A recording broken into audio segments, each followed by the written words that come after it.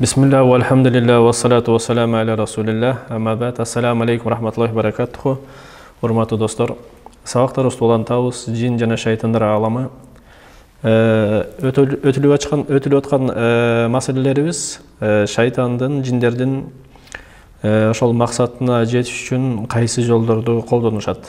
Өткөнбүз мурунку сабактарда демек чоң бир максаттарынан максатка алып келүүчү себептеринен бул адамдарды ширикке жана каапырчылыкка түртүү дегенбиз. Ушул күнөөлөргө алып келүү себеп дегенде бул эң чоң күнөө.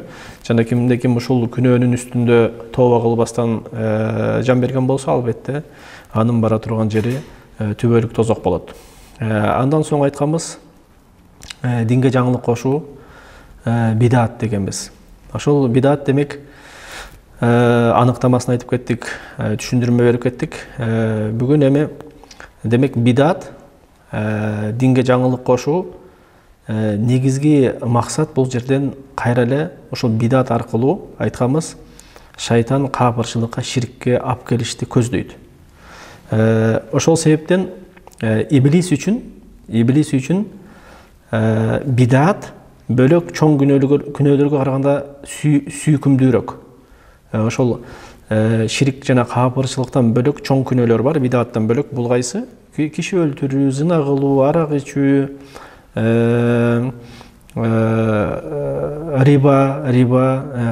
рия, ата-энеге ак болуу, сыйкыр, ушундай чоң күнөөлөр бар. Шариатта өтө көп булар. Ушул кайсы күнөө болбосун, иблис үчүн бул бидатка түртүү сүйкүмдүүрөөк болот. Себеби чоң күнөөнү жасаган киши, булардан ширик жана бидаттан бөлөк чоң күнөөнү жасаган киши өзүнүн жасаган ишинин жамандыгын жакшы билет. Ошол себептен бул кишинин тооба кылышына үмүт бар, кайтышына, түз жолго. Ал эми бидат, динге жаңылык киргизген киши өзүнүн кылган ишин туура деп эсептейт. Мындайча айтканда, мен акыйкат кылып атам, мен акыйкаттамын деп билет, жана ушул ишенимин бекем кармайт дагы, жада калса эмне? Ушул ишенимге жада калса чакырат. Ошол себептен бир канча жолдору бар бидатка түртө турган. Бүгүн ошол нерсени айтып кетебиз. Биринчиси, кантип шайтан, иблис адамдарды динге жаңылык киргизүүгө түртөт. Биринчиси, каапырларга окшошуу менен. Мындайча айтканда, адамзатты ошо каапырларга окшошуу жолуна түртөт. Экинчиси, күмөн шектерди салуу менен, күмөн ойду, пикирди салуу менен. Андан соң жалаң бир гана акылга таянуу менен. Бунун баарын айтып кетебиз иншаллах. Үчүнчүсү, бир ойду же бирөөнү бекем көздү жумуп алып ээрчүү менен. Мындайча айтканда, фанатично бирөөнү ээрчүү, далилине карабай, далилсиз. Эмне айтса дагы, жомок айтса дагы, бул баягы менин устазым, менин эмем, мугалимим деп ошол кишини ээрчип кете берүү, көздү жумуп алуу эле.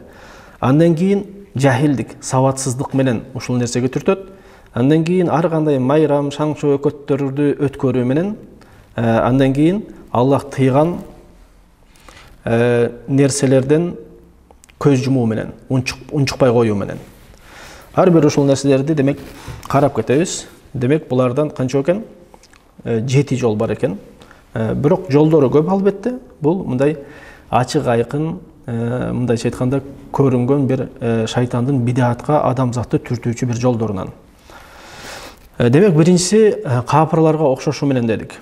Каапырларга окшошу менен. Бул акыйкатта бул жол менен шайтан бул үммөттү оңой кагат. Эмне үчүн?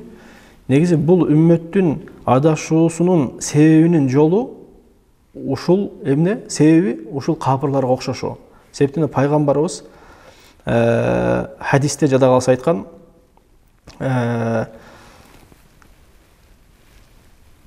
Абу Саид аль-Худри риваят кылган хадисте, хадис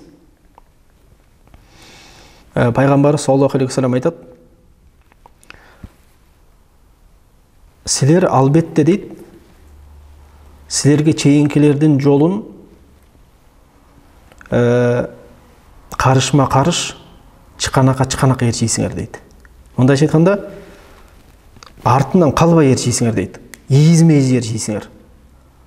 Жада калса, эгер ошолор дейт, кескелдириктин ийине кире турган болсо, силер албетте артынан кирип кетесиңер дейт. Ошондо сахабалар пайгамбарыбыздан сураган, Аллахтын элчиси, бул яһудтар менен насораларбы дегенде, дагы ким болмок эле деген.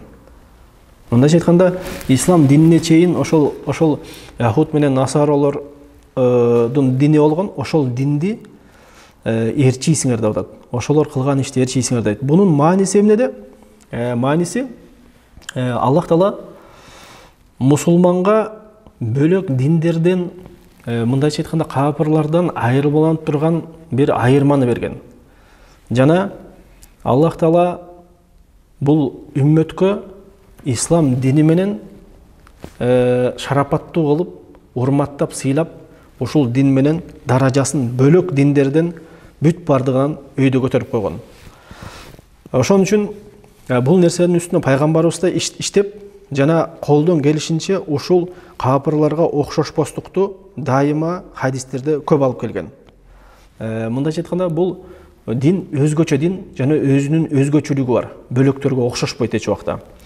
Ошон үчүн бул хадисте, бул түшүнүк, хадистин түшүнүгү пайгамбарыбыз айтып атат, чыканакка чыканак, карышма карыш ээрчийсиңер деп атат. Бул эмнеде ээрчийсиң деген сөз. Кабырлардын эмне? Ошол жасаган иштеринде, жүрүм турумунда, сүйлөгөн сөздөрүндө, кийген кийиминде, тоскон майрамдарында, ошол мындайча айтканда, бүт жашоо тиричилигинде силер бул пайгамбардын, бул диндин сүннөтүн тыштап туруп, ошолордун сүннөтүн ээрчийсиңер деп атат. Ошон үчүн пайгамбарыбыз айтып атат, окшоштуруп пайгамбарыбыздын ушунчалык адамзатка таалим берүүдө окшоштурууну алып келет дайыма түшүнүктүү болуш үчүн. Жада калса кескелдириктин ийине кирсе кирип кетесиңер деп атат. Эмне үчүн кескелдирикти окшоштуруп атат? Алымдар айтат, бул маселеде ушул кескелдириктин ийини капкараңгы, ушул жыты жагымсыз, ушул таар, ушул акыбалга карабай, эгер ушундай жака кирип кетсе дейт, ушу көздү жумалы ошол жака да кирип кетесиңер дейт. Тилекке каршы бүгүнкү күндө бул ишке ашып атат. Пайгамбарыбыздын бул мужизаларынан, пайгамбарыбыз бул нерсени өз убактысында пайгамбарыбыздан кийин боло турган акыбалды кабар берип атат. Жана бул нерсенин кабар берген себеби буларды ээрчиш керек деген мааниде максатта айткан жок пайгамбарыбыз. Тескери айтып атат, ушул нерсени кылбагыла деп атат силер. Эгер кылчу болсоңор, ошолордун артынан ар бир нерседе ээрчий турган болсоңор, анда Аллах Таала силерди шарапаттуу кылып, урматтап, сыйлаган диниңерди такыр калтырып, ошолордун артынан ээрчип, ошол динге жаңылык киргизип, жада калса, балким ошону менен Аллахка шерик келтиресиңер деп атат. Ошон үчүн бул дүнүйө жактан бир окшошуусу бул үммөттүн. Жада калса ошол дин жактан окшошуу бар. Каяктан ар кандай ошол солих, такыба пенделерди даражасын чектен ашып көтөрүү, ошол бөлөк диндер дегендей. Жана ошол кишилер эгер дүнүйөдөн кайткан болсо, дүнүйөдөн кеткен болсо, ошолордун кабырларына ар кандай мавзолейлерди, ар кандай курулуштарды салуу, жада калса мечитке чейин салышат ошол кабырлардын үстүнө. А бул кимдин сүннөтү, кимдин жасаган иштери? Бөлөк ошол яһуд жана насоролордун кылган иштери болчу. Жада калса ушул нерсе эмне? Аллахка шерик келтирүүгө алып келет. Ошол жакта эмне? Сажда кылып, ошол жакта ибадат кылууга алып келет кабырларда. Бул ошолордо бар нерсе. Демек, эң чоң шайтандын бидаатка алып келе турган бир тузактарынан бул адамзатты, ошол өзгөчө ушул бул үммөттү, мусулмандарды капырларга окшошуу аркылуу алып келет. Демек бул нерседен өтө этият болуш керек. Жана негизи пайгамбарыбыз жада калса катуу эскертүү сөздөр бар. Пайгамбарыбыз айтат: кимде ким кайсы коомго окшошкон болсо, ал ошондон дейт. Бул өтө коркунучтуу сөздөр. Пайгамбарыбыз бизди мындайча айтканда тыйып, эскертип айтып атат. Ким кайсы коомго окшошкон болсо, ал ошондон дейт. Демек, Аллах Таала бул капырлардын окшошуудан сактасын бизди. Жана өзүбүздүн Аллах Таала өзгөчөлөтүп берген дин менен барктанып, ыззаттанып, жана пайгамбарыбыздын сүннөтүн ээрчүү менен биз эмне улук болгонду үйрөнүш керекпиз. Ушуну менен сабагыбызды токтотуп турабыз. Иншаллах эмки сабактарга чейин адаттагындай өтүлүүчү дуабыз, дайыма үйрөнүүчү дуабыз. Бүгүнкү Абдуллах ибн Умардан келеткен хадис. Абдуллах ибн Умар бир күнү бир кишини буйруган экен, үйрөткөн экен. Эгерде төшөгүңө жата турган болсоң,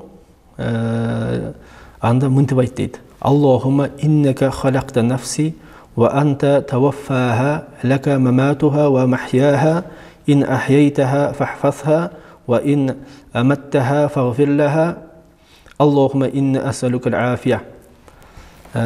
Ушул нерсени үйрөткөн экен ошол кишиге. Ошол эгер жатаарда ушул дуаны айт деп. Ошондо жанакы киши айткан экен Абдуллах ибн Умарга радияллаху анхума: сен ушул мага үйрөткөн нерсени Умардан үйрөндүң беле дейт. Умар деген ошо атаңан үйрөндүң беле дейт. Умар атасы болгон. Ошондо Абдуллах ибн Умар айткан экен: Умардан жакшыраак кишиден үйрөнгөм деген экен. Пайгамбардын өзүнөн үйрөнгөм деген экен. Демек, бул пайгамбарыбыздан келген хадискен, албетте бул имам Муслимдин Сахих китебинде келет. Жана бул маанисине эгер токтолсок бир аз, дуанын: "Ey Аллахым, сен менин нафсымды жараткансың, жана аны өзүң аласың. Сага анын өлүмү дагы, жашоосу дагы таандык. Мындайча айтканда, менин нафсым сага таандык. Эгерде сен аны тирүү калтыра турган болсоң, анда аны сактап кой, дайыма сактап жүр. Эгерде аны ала турган болсоң, жанын ала турган болсоң, анда аны кечире кой. Ey Аллахым, мен сенден жакшылыкты суранам." Бүт дуаларды эгер көңүл бура турган болсок, баары пайгамбарыбыздын айткан дуалары, эгер карап келсек, пайгамбарыбыз өзүнө байлаган эмес, же бөлөк бир макулукка байлаган эмес. Бүт дуада эгер этибар берип, кимде ким дыккат менен байкап жүргөн болсо, бүт дуанын бардыгы пенденин жүрөгүн жаратуучусу Аллахка байлоо менен ошол максатка көздөлгөн.